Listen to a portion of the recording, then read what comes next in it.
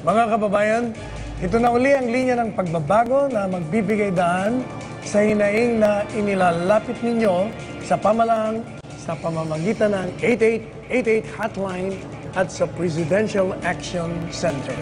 Sa edisyong ito, makikita ninyo ang ilan sa mga suliraning idinulog sa pamahalaan at hinanapan ng solusyon. Ang mga kwento nila ay magbibigay ng inspirasyon para sa mga nawawalan na ng pag-asa sa kanilang problema. Itong mapapanood ninyo ngayon ay tungkol sa isang senior citizen mula sa Binondo, Manila na naputol ang SSS pension dahil lang sa ngayon sa isang paninirang kuri. Pero inaksyonan naman kaagad ito ng SSS. Isa sa mga miyembro ng Social Security System o SSS, si Prudencio Caabas, pero pumanaw siya noong 2004 sa edad na 55.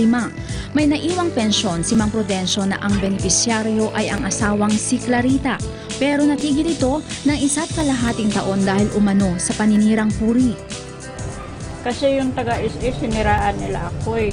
Pagkatapos kako, wala namang katotohanan, naninirang puris sila. Nabaon-baon na ako sa utang, uminom ako ng gamot. Nakumpine kasi ako nung na mild stroke ako eh. Tapos yun, wala akong kapira-pira, kaya yung is-is ko na isang lako yun sa, nailon ko yun sa lindingan. Mag-isa na lang sa bahay si Nanay Clarita kaya lahat ng gastusin niya ay siya lang ang sumasagot. Hindi raw sapat ang kinikita niya sa pananahin ng mga damit dahil gumagastos pa siya para sa kanyang maintenance na gamot. Kaya malaking tulong pa rin sana ang pensyon ng mister. Ayon sa SSS, natigil ang pensyon ni Nanay Clarita nang makatanggap sila ng impormasyon na may kinakasama umano siya. Nitong 2015, nakatanggap ng impormasyon ang Social Security System na si Ginang Clarita Caabas ay nakipagsama. Dahil nga natigil ang pensyon, nag-report siya sa SSS pero itinuro lang daw siya sa iba't ibang branch ng ahensya. Kaya dumulog na siya sa Presidential Action Center noong September 5. Yan ang sabi ko sa kanila, tulungan nyo naman ako doon sa is-is ko kasi pero mo, kinasuhan ako ng taga-is-is dahil ang pinalabas nila ay may kabit daw ako. Agad dinendorso ng PACE sa SSS Member Relations Department ang problema ni Aling Clarita at noong September 29, 2016, nagbigay na ng notice ang SSS na makukuha na ni Nanay Clarita ang pensyon ng kanyang asawa. May nagpatunay at ang even yung informant mismo ang nagsabi sa amin na hindi raw totoo yung kanyang sinabi na nagkaroon ng nakipagsama sa ibang lalaki ito si Ginang Clarita. Kaya ang ginawa ng SSS ay ituloy na namin ang pension, ni-resume na namin. Simula po noong April 2015, binigay na namin muli ang kanyang buwan ng pension. Kaya naman, laking pasasalamat ni Nanay Clarita dahil nalinawan din ang SSS sa tunay niyang sitwasyon na wala siyang ibang kinakasama. Ang unang-una kong pasalamatan yun, taga-komisyon. Kasi sila ang asikaso niyan para mabalik yung pension ko.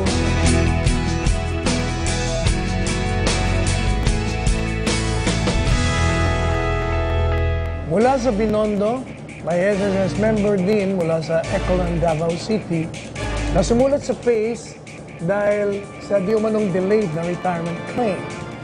Marso pa nitong taon lumapit sa SSS si Ginoong Crescencio Arrieta at ang sabi raw sa kanila ay 5 araw lang ang pagproseso ng kanyang claim. Pero Hulyo na, wala pa ang benepisyo ni Ginoong Arrieta.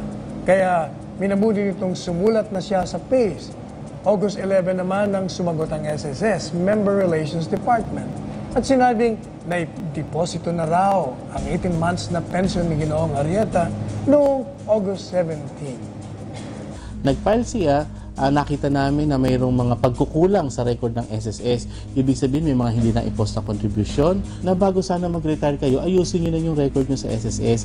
Minsan pwede tayong pumunta sa opisina ng SSS, tumawag sa ating call center, meron tayong Facebook account, magpa-verify po tayo doon para pag time na mag-a-apply na tayo ng SSS retirement benefit or any benepisyo sa SSS, maayos na po lahat yung record.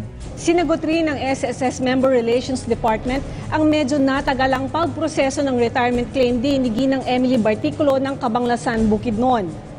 Hulyo rin nang sumulat sila sa PACE dahil nauubos na raw ang pasensya niya sa kakasabi ng SSS na pinoproseso na ang kanyang benepisyo na kanyang na-file noon pang September 2015. Matapos magpadala ng referral letter ang PACE sa SSS noong August 31, 2016, agad namang umaksyon ng ahensya at diniposito na nila ang pera sa account ni Ginang Barticulo. Sumulat ang SSS sa PACE at sinabing noong September 29, nakuha na ni Ginang Barticulo ang kanyang 18 months ding lump sum pension. Kailangan i-check yung record. Kina-check po namin yung record, the application records based doon naman sa record na naka-file sa SSS. Kung nakikita namin na mayroong mga problema, hindi po kaagad binabayaran, kailangan i-rectify natin. Sino ba ang may kulang? Si SSS ba o si miyembro? So, kailangan merong interview na ginagawa at base sa interview, nakikita natin kung ano yung dapat pang gawin ng SSS. Ayan, kahit na medyo natagalan ng ilang buwan, nakuha pa rin naman ng members ang kanilang benepisyo. Yun nga lang, medyo kailangan pa ng konting kalabit para mas mabilis ang serbisyo. Gayunpaman, maraming salamat sa SSS pagtugon ninyo sa mga problemang nire-refer ng PACE. Mula sa SSS, ipakita rin natin ang aksyong hatid ng provincial government ng Bukidnon. Nag-email sa PACE si Sheila Faith Bahinting Medina ng Valencia City noong October 20 para humingi ng financial assistance para sa hemodialysis ng kanyang 66 na taong gulang na ama na si Mang Baudelio Bahinting. Sabi ni Sheila sa kanyang email, 3 beses sa isang linggo ang dialysis ng ama sa Nephrology Center ng Valencia City. Bukod pa riyan ng mga maintenance medicine ni Mang Baudelio. Walang-wala raw sila kaya humingi na sila ng tulong sa PACE. Inendorso naman ng PACE sa Provincial Social Welfare and Development Office ang hiling ni Sheila. Tumugon naman ang Provincial Administrator ng Bukidnon at nagbigay sila ng 5,000 piso. Ni-refer din nila si Sheila sa Philippine Charity Sweepstakes Office o PCSO at sa tanggapan ni Congressman Rogelio Roque. Naghihintay na lang sila ng kasagutan at umaasang makakakuha pa ng ayuda. Maraming salamat sa tanggapan ni Bukidnon Governor Jose Maria Zubiri Jr. at sa kanilang Provincial Administrator ni si Attorney Nestor Cais Jr. Sana marami pa po kayong matulungan. At kay Congressman Rogelio Roque, makikisuyo lang po para sa maitutulong ninyo kina Mang Baudelio. Thank you po in advance. Sa ating mga action men ngayong linggo, maraming salamat sa inyo. Huwag kayong hihintong tumulong sa kapwa dahil yan naman ang tungkulin sa pamahalaan bilang mga lingkod ng bayan. At huwag din po kayong magsasawang makinig sa hinaing ng ating mga kababayan na nagtitiwala sa pamahalaan na sila'y matutulungan. Ang PACE at ang 8888 hotline ang tulay para matuldukan ang kanilang mga kalbaryo sa buhay.